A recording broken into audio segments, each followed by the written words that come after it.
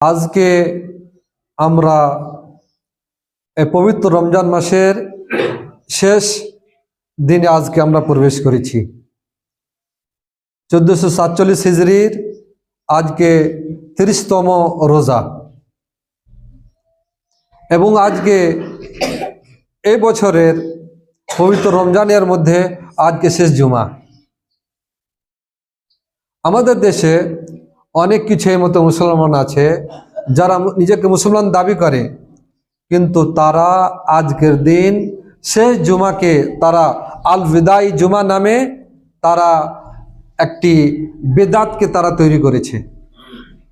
আমাদেরকে জানা উচিত যে নিশ্চয় মুসলমানদের সাপ্তাহিক ঈদ হচ্ছে জুমার দিন, এতে কোনো সন্দেহ নাই, এবং মুসলমানদের বাৎসরিক ঈদ হচ্ছে দুইটি, একটি হচ্ছে ঈদ উল ফিতর ঈদ, একটি হচ্ছে ঈদ উল আজহার ঈদ। কিন্তু শুধুমাত্র পবিত্র রমজান মাসের শেষ জুমাকে আল বিদাই নামে তাকে নাম দিয়ে এতে বিশেষভাবে গ্রামগঞ্জের লোকেরা কোনো টাউনে, আশেপাশের টাউনে গিয়ে ওখানে নামাজ পড়বে এই নিয়ত করে, এই আশা করে যে আল্লাহ তাআলা আমাদের গুনাহ খাতা সব ক্ষমা করে দেবেন, এর নাম হচ্ছে বিদআত। ভাইরা, যদি সত্যিকারই পবিত্র রমজান মাসের শেষ জুমার যদি বিশেষভাবে যদি তার কোনো মর্যাদা থাকতো, তবে অবশ্যই প্রিয় নবী মুহাম্মদ মুস্তাফা সাল্লাল্লাহু আলাইহি ওয়াসাল্লাম আমাদেরকে বলে দিতেন, কিংবা আল্লাহ তাআলা কোরআন শরীফে আমাদেরকে এই ব্যাপারে ইঙ্গিত করে দিতেন। কিন্তু আমাদেরকে জানা উচিত যে যেমন প্রথম জুমার যেমন গুরুত্ব এবং ফজিলত রয়েছে, এই মতো শেষ জুমার বিশেষভাবে আলাদাভাবে এর কোনো গুরুত্ব বা ফজিলত নাই ভাইরা। এবং এই জন্য তো আমি আপনাদের সম্মুখে একটি আয়াত পাঠ করেছি। আল্লাহ তাআলা আমাদের দিন ইসলামকে, আমাদের ধর্মকে, আমাদের প্রিয় নবী মুহাম্মদ মুস্তাফা সাল্লাল্লাহু আলাইহি সাল্লামের যুগে তিনি এটাকে সম্পূর্ণ করে দিয়েছেন। আল্লাহ তাআলা বলেছেন, আল ইয়াউমা আকমালতু লাকুম দীনাকুম, অর্থাৎ হে নবী মুহাম্মদ মুস্তাফা সাল্লাল্লাহু আলাইহি সাল্লাম, আল্লাহ তাআলা বলেছেন আমি আজকে আমার ইসলাম ধর্মকে সম্পূর্ণ করে দিয়েছি। ওয়া আতমামতু আলাইকুম নি'মাতি, এবং আমার নিয়ামতকে আমি পরিপূর্ণ করে দিয়েছি। ওয়া রাযিতু লাকুম ইসলাম দীনা, এবং আমি দিন ইসলাম থেকে আমি সন্তুষ্ট হয়ে গেছি। তো বুঝতে পারলাম যে যদি আপনার রমজান মাসে শেষ জুমার যদি কোনো স্পেশাল বা বৈশিষ্ট্য থাকতো, অবশ্যই আল্লাহ তাআলা বলে দিতেন, কিন্তু না, আল্লাহ তাআলা বলেছেন না, আমাদের প্রিয় নবী মুহাম্মদ মুস্তাফা সাল্লাল্লাহু আলাইহি সাল্লাম এর আলাদাভাবে কোনো বৈশিষ্ট্য বলেছেন না, কোনো তাবেইন না তাবায়ে তাবেইন থেকে এটা বর্ণনা রয়েছে। এটি পরের যে আজকে আমরা দেখতে পাচ্ছি যে অনেক নামের মুসলমান যারা তারা এই মধ্যে বিদআতকে তৈরি করেছে। আমরা দেখতে পাচ্ছি যে যেমন তারা মিলাদুন নবী নামে তারা বিদআত করে, এই মতো মনে করেন যে অনেক কিছু দিনের দিন তারা তৈরি করতে রয়েছে। তো আমাদেরকে লোক দেখে আমাদেরকে তার এটা কিন্তু সত্য মনে করতে হবে না। আমাদের যে আসল রুল এবং আমাদের যে আসল কানুন, সেটি হচ্ছে কোরআন শরীফ এবং সহিহ হাদিস শরীফ। কোরআন শরীফে এবং সহিহ হাদিস শরীফে এতে কোনো এর বর্ণনা পাওয়া যায় না। এবং আপনি জানেন যে ইবাদত সেটাই যে আপনি করতে পারবেন যেটা কোরআন ও হাদিসে যেটা বর্ণনা রয়েছে, নতুনভাবে আপনি করতে পারবেন না। হযরত আয়েশা রাদিয়াল্লাহু তাআলা আনহা বলেন, নবী সাল্লাল্লাহু আলাইহি ওয়াসাল্লাম বললেন, মান আহাদাসা ফি আমরিনা হাযা মা লাইসা মিনহু ফাহুয়া রাদ্দুন, যে ব্যক্তি আমাদের ইসলাম ধর্মের মধ্যে এমন কোন নতুন জিনিস তৈরি করলো যেটি প্রিয় নবী মুহাম্মদ মুস্তাফা সাল্লাল্লাহু আলাইহি ওয়াসাল্লাম তৈরি করেননি, তবে সে কাজ গ্রহণযোগ্য হবে না। বুঝতে পারলাম যে আল বিদাই জুমা নামে, আল বিদাই জুমা নিয়ত করে আপনি কোন জুমা পড়বেন বা কোন গ্রামগঞ্জ থেকে শহরে যাবেন, এটি হচ্ছে বিদআতদের। এই থেকে আমাদেরকে বেঁচে থাকা, বিবর্জ্য থাকা উচিত। সম্মানিত মুসলিম সমাজ, আমরা এখন যে সময় খুব আপনার গুরুত্বপূর্ণ সময় আমাদের মাঝে থেকে চলে যাচ্ছে। পবিত্র রমজান মাসের আমরা শেষ সময়ে রয়েছি, এবং আমাদেরকে এখনো উচিত যে যারা নিজের জীবনে এই বছর যারা অবহেলা করেছি, তারা এখন যেন আমরা তওবা করি। আমাদের কাছে আর কিছু সময় রয়ে গেছে। আপনাকে যদি বলা হয় যে আপনি আপনার মৃত্যুর আগে শুধু আর 6 ঘন্টা বা 10 ঘন্টা আপনি বেঁচে আছেন, আপনি কি করবেন? আপনি কি দুনিয়াদারি করবেন? আপনি সব কাজ বাদ দিয়ে বলবেন না, আমি আখিরাতের জন্য, পরকালের জন্য আমি কিছু কাজ করি। এই মতো আমাদের যে পবিত্র রমজান মাসের আমাদের আর মনে আধা বেলা আর কিছুক্ষণ থেকে গেছে।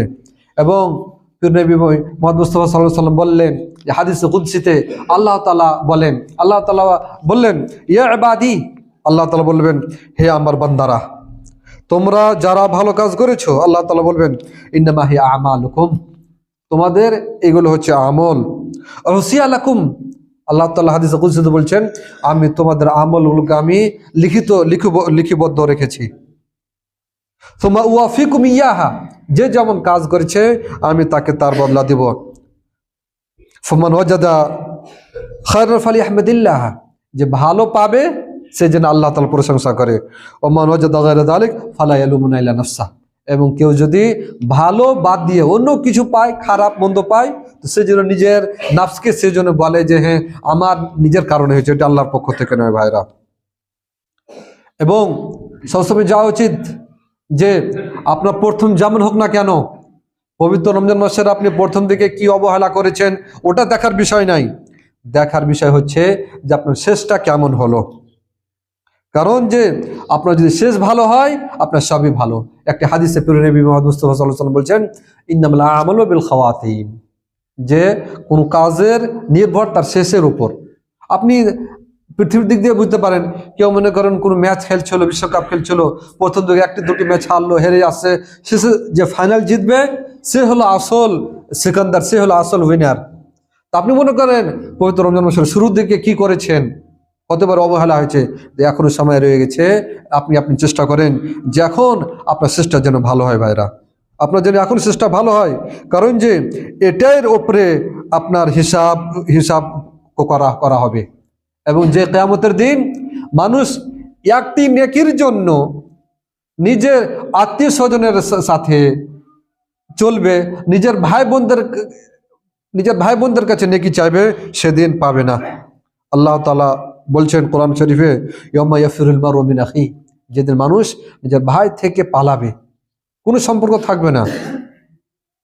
ওয়া উম্মিহি ওয়া আবি, বাবা মার সাথে কোনো সম্পর্ক থাকবে না। ওয়া সাহিবাতিহি ওয়া বানি, নিজের স্ত্রী নিজের সন্তানের সাথে কোনো সম্পর্ক থাকবে না। সেদিন আপনার একটা নেকির কত গুরুত্ব থাকবে ভাই। এজন্য দরকার যেন এখনকার যে দিন হচ্ছে আমাদের নেকি অর্জন করার জন্য। আপনাকে মনে করতে হবে যে আপনি কিয়ামতের দিন আল্লাহ তাআলা আমাদের নেকি এবং ভুল, আল্লাহ তাআলা আমাদের গুনাহ এবং নেকি আল্লাহ তাআলা ওজন করবেন। আল্লাহ তাআলা বলছেন ওয়ানাদাউল মাওয়াজিনাল কিসতা লিয়াউমিল কিয়ামা ফালা তুযলামু নাফসুন শাইআ ওয়া ইন কানা মিসকালা হাববাতিন মিন খারদালিন আতাইনা বিহা ওয়া কাফা বিনা হাসিবিন। আল্লাহ তাআলা বলছেন যেদিন আমি তোমাদের নেকিগুলোকে আমি করব কি, আমি ওজন করব, এবং কোনো নাফসের উপর আল্লাহ তাআলা কোনো অত্যাচার করবে না। যে কেউ যদি একটি সরিষার সমান কেউ যদি নেকি করে থাকে, আল্লাহ তাআলা বলছেন আমি তাকে তার বদলা দিয়ে দিব এবং আমি ভালো করে হিসাব করব। এর জন্য আমাদেরকে দরকার যেন আমরা এই গুরুত্বপূর্ণ সময়কে যেন আমরা বুঝি। এই পৃথিবী হচ্ছে সময়, পৃথিবী হচ্ছে সময়। আপনি ভালো কাজ করবেন তো আলহামদুলিল্লাহ, মন্দ কাজ করবেন তো আপনার জীবন চলে যাবে। এবং আপনাকে জানা উচিত যে ভাগ্যবান লোক হচ্ছে সেই যে পবিত্র রমজান মাস পেল এবং এই পবিত্র রমজান মাসে নিজের গুনাহগুলোকে সে মার্জনা করে নিল, মিটিয়ে নিল।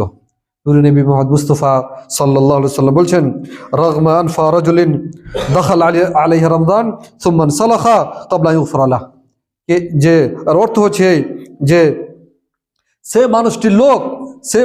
সে লোকটির নাক যেন মাটিতে ঘুষে যায়, যে ব্যক্তি পবিত্র রমজান মাস পেল এবং পবিত্র রমজান মাস তো কেটে গেল কিন্তু তার গুনাহ খাতা ক্ষমা হলো না।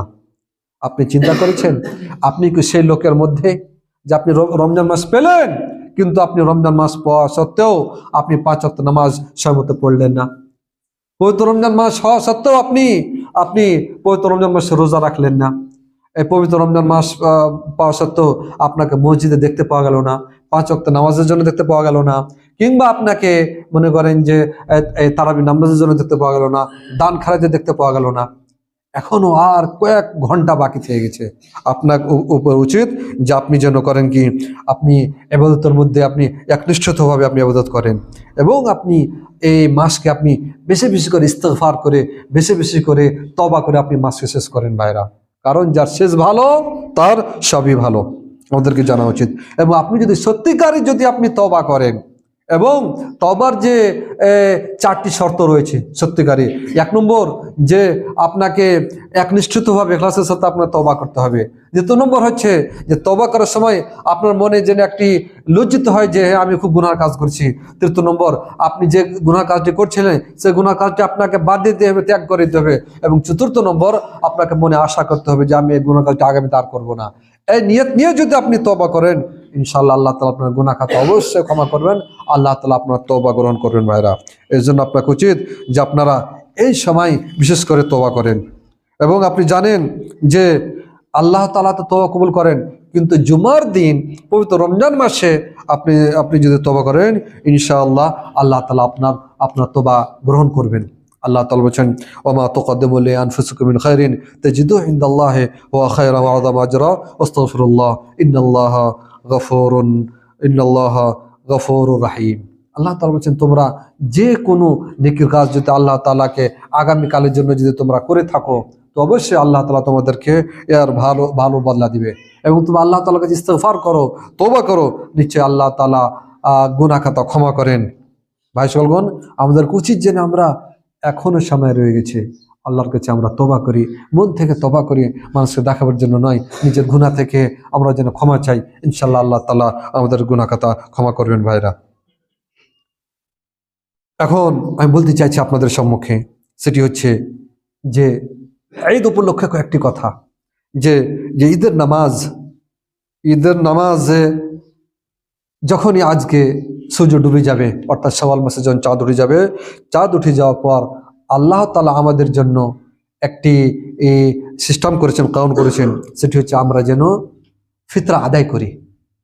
যখন সূর্য ডুবে যাবে, ডুবে যাওয়ার পর ফিতরা দেওয়া ওয়াজিব। কারো যদি সূর্য ডুবার 1 ঘন্টা আগে কারো যদি মৃত্যু হয়ে যায় তবে ফিতরা দেওয়া তার জন্য ওয়াজিব হবে না, তার জন্য তাও ভালো হবে, উত্তম হবে। কিন্তু যখন সূর্য ডুবে যাবে, সূর্য ডুবার পর কেউ যদি মরে যায়, মনে করতে হবে তার পক্ষ থেকে আপনাকে ফিতরা আদায় করতে হবে। এবং ফিতরা আল্লাহ তাআলা এটা করেছেন যার দ্বারাই আমাদের রোজার মধ্যে যে কোনো ভুল ত্রুটি, কোনো ঘাটতি রয়েছে সেটি আল্লাহ তাআলা পূরণ করেন, এই ঘাটতিকে আল্লাহ তাআলা পরিপূর্ণ করেন। এবং 2 নম্বর আল্লাহ তাআলা ফায়দা করেছেন এই ফিতরার, যে এর দ্বারা আল্লাহ তাআলা যে ফকির মিসকিনকে খাওয়ার ব্যবস্থা করে দিয়েছেন। তারা সারা বছর মানুষের দুয়ারে দুয়ারে যায়, খাওয়া দাওয়ার চিন্তা করে খেতে পাবে কি না, আল্লাহ তাআলা ব্যবস্থা করে দিয়েছেন যে তারা আজকের দিনটা যেন খুশি হিসাবে তারা যেন খাদ্য পেয়ে নেয়। এই জন্য এই প্রত্যেক মুসলমানের উপর প্রিয় নবী মুস্তাফা সাল্লাল্লাহু আলাইহি ওয়াসাল্লাম, প্রত্যেক মুসলমান, সে স্বাধীন হোক বা সে দাসী হোক, সে পুরুষ হোক বা মহিলা হোক, ছোট হোক কিংবা বড় হোক, প্রত্যেক মুসলমানের উপর আল্লাহ রসুল সাল্লাল্লাহু আলাইহি ওয়াসাল্লাম এই ফিতরা দেওয়া ফরজ করেছেন। এই জন্য মুসলমানকে দরকার যেন মুসলমান নিজের পক্ষ থেকে ফিতরা দেয়। এই মতো ফিতরা আপনার সন্তানের পক্ষ থেকে আপনাকে দিতে হবে, যার খরচ করা আপনার উপর ফরজ বা ওয়াজিব। এই মতো এখন তো দাসের যুগ নেই, আগে যখন দাসের যুগ ছিল দাসের পক্ষ থেকেও তার মালিক দিবে। এটি হচ্ছে প্রিয় নবী মুহাম্মদ মুস্তাফা সাল্লাল্লাহু আলাইহি সাল্লামের এটি হচ্ছে আদেশ। হযরত আব্দুল্লাহ বিন উমর রাদিয়াল্লাহু তাআলা বলেন, উনি বললেন যে আল্লাহ রাসূল সাল্লাল্লাহু আলাইহি সাল্লাম যাকাতুল ফিতরকে অর্থাৎ ফিতরাকে ফরজ করেছেন ইয়াকসা, যেটাকে আজকে আমাদের বলা হয় মানে 2 কিলো 400 গ্রাম থেকে 3 কিলোর মধ্যে হয় ইয়াকসা। হযরত আব্দুল্লাহ বিন উমর বলছেন যে আল্লাহ রাসূল সাল্লাল্লাহু আলাইহি সাল্লাম রমজান মাসে ফিতরা ইয়াকসা ফরজ করেছেন। মিন তামারিন, সে খেজুর থেকে হোক, আসাম মিন বুরিন, কিংবা সে গম থেকে হোক, সে দাসীর ওপর, এর মতো স্বাধীন লোকের ওপর, পুরুষ মানুষের ওপর, এর মতো মহিলাদের ওপর, ছোট এবং বড় মুসলমানদের উপর। বুঝতে পারলাম যে যাকাতুল ফিতর হচ্ছে, এটি হচ্ছে ফিতরা হচ্ছে ওয়াজিব। কারা পেশ করবে? যার বাড়িতে একদিনের খাওয়া জমা আছে বা টাকা পয়সা আছে, এত কারো কাছে বাড়িতে যদি থাকে তবে সে করবে কি যাকাতুল ফিতর সে আদায় করবে। ওলামায়ে কেরাম এটাও বলেছেন যে কোনো ফকির মিসকিনের বাড়িতে যদি একদিনে বেশি যদি খাওয়া জমা হয়ে যায় তবে তার জন্য উত্তম হবে সেও যেন কি করে ফিতরা আদায় করে, অন্য কোনো গরিবকে সে ফিতরা আদায় করবে। ফিতরা দেওয়া প্রত্যেক মুসলমানকে দেওয়া উচিত, যাতে করে আমাদের রোজার মধ্যে কোনো ঘাটতি যদি থাকে তা আল্লাহ তাআলা এটিকে ক্ষমা করবেন। এবং খুব একটি বড় কথা যে ফিতরাকে আদায় করতে হবে ঈদের নামাজের পূর্বে। ঈদের নামাজের পূর্বেই ফিতরা আদায় করা হচ্ছে ওয়াজিব এবং জরুরি। আসল নিয়ম তো ছিল এই যে যেমন প্রত্যেক মানুষ নামাজ পড়ছে, আল্লাহ তাআলা প্রত্যেক মানুষকে আল্লাহ তাআলা হিসাব নেবেন, এই মতো এটিও দরকারি যে প্রত্যেক মানুষ যেন নিজে নিজের পক্ষ থেকে যেন ফিতরা আদায় করে দেয়। কিন্তু আমাদের দেশে একটা সামাজিক হিসাবে সিস্টেম আছে, যাতে করে আমরা সমাজে মণ্ডল কিংবা সর্দারের কাছে আমরা এক জায়গায় ফিতরা জমা করে দেবো, তারপরে সে আবার বিতরণ করবে। তো বিতরণ করা যখন তাকে আমরা দায়িত্বটা দিয়ে দিচ্ছি, তো দিতে যে হবে সে যেন ঈদের নামাজের পূর্বে যেন সে ফকির মিসকিনের হাতে দিয়ে দেয়। এবং এটি হচ্ছে সব থেকে উত্তম সময় হচ্ছে ফিতরা দেওয়ার ঈদের দিন ফজর নামাজের পর থেকে নিয়ে ঈদের নামাজের পূর্ব পর্যন্ত। হয়তো আব্দুল্লাহ বিন আব্বাস রাদিয়াল্লাহু তাআলা বর্ণনা করছেন, ফরাদা রাসূলুল্লাহ সাল্লাল্লাহু আলাইহি ওয়াসাল্লাম যাকাতুল ফিতরি তুরহাতান লিস-সাইমি মিনাল লাগবি ওয়া রাফাথি ওয়া তু'মাতান লিল মাসাকিন ফামান আদ্দাহা ক্বাবলা সালাহ ফাহিয়া যাকাতুন মাকবুলাহ ওয়া মান আদ্দাহা বা'দা সালাহ ফাহিয়া সাদকাতুন মিনাস সাদকাত। হযরত আব্দুল্লাহ বিন আব্বাস রাদিয়াল্লাহু তাআলা বর্ণনা করছেন যে আল্লাহ রাসূল সাল্লাল্লাহু আলাইহি সাল্লাম ফিতরা দেওয়া ওয়াজিব করেছেন, ফরজ করেছেন, এবং এর দ্বারাই রোজাদার ব্যক্তিকে আল্লাহ তাআলা পবিত্র করেন। তাকে যে তার মধ্যে কোনো ভুল ত্রুটি হয়েছে আল্লাহ তাআলা এটি করেন কি, এর দ্বারা আল্লাহ তাআলা পবিত্র করেন। এবং দ্বিতীয় নম্বর এর কাজ ফিতরা ও তু'মাতুল লিল মাসাকিন, আল্লাহ তাআলা এটা এই জন্য ফরজ করেছেন যাতে করে ফকির মিসকিনে আজকে আপনার ঈদের দিন যেন তার খাওয়া দাওয়ার কোনো টেনশন না থাকে। ফামান আদ্দাহা ক্বাবলা সালাহ, যে ব্যক্তি ঈদের নামাজের পূর্বে আদা করলো ফাহিয়া যাকাতুন মাকবুলা, তবে তার ফিতরা গ্রহণযোগ্য হবে। ওমান আদ্দাহা বা'দা সালাহ, আর যে ব্যক্তি ঈদের নামাজের পর আদায় করলো তো মনে করতে এটা একটি দান হলো, গরিবকে দিল, কিন্তু এটি তার মানে ফিতরা আদায় হলো না। ভাইরা, তো বুঝতে পারলাম যে আমাদেরকে যে দিতে হবে ফিতরা এটি ঈদের নামাজের পূর্বে। কিন্তু এটা জানা উচিত যে ফিতরা আপনার একদিন কিংবা 2 দিন পূর্বে দেওয়া এটি জায়েজ আছে। এবং হযরত আব্দুল্লাহ বিন ওমর রাদিয়াল্লাহু তাআলা আনহু হতে বর্ণিত রয়েছে যে তিনি আপনার একদিন কিংবা 2 দিন পূর্বে এটি আদায় করে দিতেন। হযরত আব্দুল্লাহ বিন ওমর রাদিয়াল্লাহু তাআলা আনহু একজন সাহাবীর কাজকর্ম আমাদের জন্য একটি নির্দেশ, আমরা আমাদের জন্য একটি আদেশ রূপ আমরা দেখতে পাই। কিন্তু এটা শর্ত যে আপনাকে খাদ্য থেকে আপনাকে পেশ করতে হবে। অনেকে বলে থাকেন যে আজকের যুগে আমরা কেন খাদ্য দেবো, আজকে টাকা পয়সা দেবো, ক্যাশ দেবো। আপনাকে সর্বপ্রথম এটি হচ্ছে ইবাদত, যেটি ইবাদত প্রমাণ রয়েছে সে মতো করতে হবে। আমাদের প্রিয় নবী মুহাম্মদ মুস্তাফা সাল্লাল্লাহু আলাইহি ওয়াসাল্লামের যুগেও আপনার দিনার ছিল, দিরহাম ছিল, কিন্তু নবী সাল্লাল্লাহু আলাইহি ওয়াসাল্লাম কোনোদিন দেননি কিংবা কোনো সাহাবী দেননি, কোনো সাহাবী থেকে প্রমাণ নাই। এই জন্য আমাদেরকে দিতে হবে কি, খাদ্য দিতে হবে। অনেকে বলবেন যে কোনো ফকির মিসকিন নিবেন না, তো আপনি যে ফকির মিসকিন নিবেন না তাকে বলবেন যে ভাই তুমি চলে যাও, যে ফকির মিসকিনকে দরকার আমি তাকে দেবো, আমি তো নিজের যে নেক কাজটা করো তোমার জন্য আমি কেন গুনাহ করতে যাব, আমার আদায় হবে কিনা আমি কি জানি। কেউ যদি বলে দেয় ভাই যে আজকে জুমার নামাজ আমরা 5 রাকাত পড়ো, তো আমরা কি পড়ে নিব? আমাদের পড়তে হবে যে 2 রাকাত আল্লাহ তাআলা ফরজ করেছেন, 2 রাকাত পড়তে হবে, নবী সাল্লাল্লাহু আলাইহি ওয়াসাল্লাম শিখিয়েছেন। যাকাতুল ফিতরে খাদ্যটা প্রমাণ রয়েছে হাদিসে, আমাদেরকে খাদ্যটা দিতে হবে। আর একটা আপনাদের উদাহরণ দিয়ে দেখাই, আপনাকে বুঝাই। অনেক দেখবেন যে কোনো গরিব ফকিরকে কোনো একটি ধনী লোক করেছে কি, একটা টোটো কিনে দিয়ে দিল, যে দেখ ভাই তোমাকে আমি টোটো খরিদ করে দিলাম, তুমি যতদিন চালাচ্ছ ঠিক, তুমি যদি বিক্রি করে দাও তো আমি টোটোর পয়সা নিয়ে নেবো। সে জানছে যে এখন সে টোটো বিক্রি করে হতে পারে একটা আইফোন মোবাইল কিনে নিবে, সে হতে পারে একটা ভালো পোশাক করে নিবে, তার খাওয়া দাওয়ার ব্যবস্থা হবে না। হতে পারে এই জন্য ইসলামে এটা মানে করে দিয়েছে, ইসলামের পক্ষ থেকে এটা আমাদের নির্দিষ্ট করে দিয়েছে যে আপনার শুধু খাদ্য দিতে হবে, যাতে করে সে হতে পারে অনেক গরিব ফকির হতে পারে যে কাপড় করে নিবে, কাপড় খরিদ করে অন্য কিছু নিয়ে নিবে, আবার তার খাওয়া দাওয়ার সমস্যা চলে আসবে। ইসলাম বলে দিয়েছে যে না, শুধুমাত্র তোমরা যা খাচ্ছ তোমাদের চাল থেকে, গম থেকে নিয়ে, খেজুর থেকে নিয়ে, তোমাদের কিশমিশ থেকে নিয়ে, এই মতো তোমরা পনির থেকে নিয়ে এটা তোমরা দাও, যাতে করে আজকে ফকির মিসকিনের খাওয়া দাওয়ার কোনো টেনশন না থাকে। অন্য কোনো অসুখ বিসুখ আল্লাহ দেবে ইনশাল্লাহ, আপনি যে সাধারণ দান খাওয়া আছে সেটা দেন, কিন্তু খাওয়া দাওয়ার ব্যাপারে সেই জন্য আজকে খুশিভাবে সে যেন ঈদ পালন করতে পারে। ভাইরা, এই জন্য আমাদেরকে উচিত যে আমরা শুধুমাত্র যেন আমরা খাদ্যই আমরা যেন করি কি এই ফিতরা হিসেবে আমরা আদায় করি। খাদ্য ছাড়া অন্য কিছু চলবে না, টাকা পয়সা দেওয়া চলবে না। ভাইরা, আপনার শুধু খাদ্য দিতে হবে। আপনি যে খাদ্যটা খান, আপনি যে চাল খাচ্ছেন সেই চাল খান, সেই চাল দেন। আপনি গম খালে গমটা আপনি দেন, যারা খেজুর খাচ্ছে খেজুর দেবেন, কিশমিশ যে হাদিসে প্রমাণ রয়েছে সেটা আপনাকে দিতে হবে। ভাইরা, এবং অনেক কেউ বলেছেন জায়েজ আছে, আমি যেখানে সুন্দর এর ব্যবস্থা রয়েছে, চাল ডাল আমার ব্যবস্থা রয়েছে, এই বাদ দিয়ে আমি কেন, অনেক কেউ বলছে চলতে পারে, ওই আমি সমস্যা, ওই যাতে মতভেদ রয়েছে, যেন পরিষ্কার রয়েছে। সাহাবেকরা বলছেন যে আমরা নিজের খাদ্য থেকে আমরা দিতাম, আমরা নিজের খাদ্য থেকে আমরা সেটা আদায় করতাম। এই জন্য আমাদের উচিত যে আমরা শুধুমাত্র জন্য আমরা খাদ্যই যেন আমরা করি কি ফিতরা হিসাবে আমরা দান করি, আল্লাহ তাআলার কাছে দোয়া করি আল্লাহ তাআলা যেন আমাদেরকে হাদিসের মতোই যেন আমাদেরকে আমাদের খাদ্য থেকে এবং ঈদের পূর্বে যেন আমাদেরকে আল্লাহ তাআলা খাদ্য গরিব ফকিরকে দেওয়ার আল্লাহ তাআলা আমাদেরকে তৌফিক দান করেন। আর একটা কথা বলে দিই, যে আমি যা বলছিলাম কথাটা, যে যেমন আমরা যে করছি, মানে মন্ডল বা সদরের কাছে আমরা একত্র করে জমা করে আমরা ফিজা দিচ্ছি, কোনো সমস্যা নেই, কিন্তু আমাদের চেষ্টা করতে হবে যে গরিব ফকিরের হাতে যেন আমাদের ফকির মিসকিনের কাছে নামাজের আগে যেন পৌঁছে যায়। আপনি করে কেমন করে দেবো, আপনি সিস্টেম করতে হবে। আমি অনেক জায়গায় দেখেছি, আশেপাশের জায়গায়, আমি গ্রামের নাম না বলে বলছি, তারা সিস্টেম করেছে, তারা বলছে 28 রমজান থেকে সবাই জমা দেন। গ্রামের প্রত্যেক লোককে বলে দিয়েছে যার তার দায়িত্ব আছে, এবং 29 তারিখে গরিব ফকিরকে বলে দিয়েছে যে তোমরা 29 রমজানে তোমরা আসর পর চলে আসবে, আসর পর আর 2-4 জন মিলে পুরো গরিবকে দিয়ে শেষ করে দিল।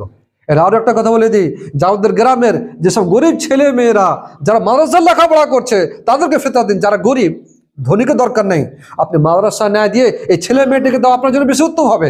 কারণ আজকাল প্রত্যেক মাদ্রাসার টাকা পয়সা নিয়ে লেখাপড়া করতে হচ্ছে, বিশেষ করে মাদ্রাসার শিক্ষা ইসলামী শিক্ষা। এবং আপনি জানেন এই ইসলামী শিক্ষা অর্জন করা ফরজে কিফায়া, যদি কেউ না শিখে আমরা সবাই গুনাহগার হব।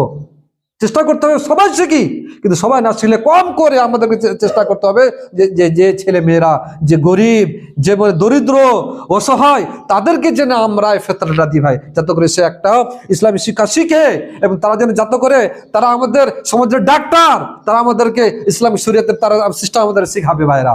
এই জন্য ওলামায়ে কেরামের ফতোয়া আছে যে যারা গরিব ফকির মাদ্রাসায় লেখাপড়া করবে তাদের জন্য ফিতরা জায়েজ। তো আমরা বলবো যে আপনি যারা গ্রামে, আমরা যারা সমাজে যারা গরিব দরিদ্র অসহায় আছে, তাদেরকে আপনি এতটা চাল দিয়ে দেন, এত ফিতরা দিয়ে দেন, যখন যাতে করে সে মাদ্রাসায় সুন্দর করে লেখাপড়া করে নিতে পারে। এছাড়া যেখানে বেওয়া রয়েছে, গরিব হয়েছে, কোনো মেয়ে যদি বিয়ে শাদী না হয়, এর মধ্যে দেখছেন দরকার আছে, আপনি সমাজ 10 জন বুঝে আপনারা দিয়ে দেন, এটা জায়েজ আছে। কিন্তু আপনি চেষ্টা করবেন যে আপনি ঈদের নামাজের পূর্বে তার হাতে যেন পৌঁছে যায়, তার হাতে যেন পৌঁছায়, এটা আমাদের, তবে আমাদের যথেষ্ট হবে। আপনি দেরি করবেন তবে এটা আমাদের জন্য এটা গ্রহণযোগ্য হবে না ভাই। আল্লাহ তাআলা আমাদের ইসলামকে সম্পূর্ণরূপে বুঝার তৌফিক দান করেন, আমিন।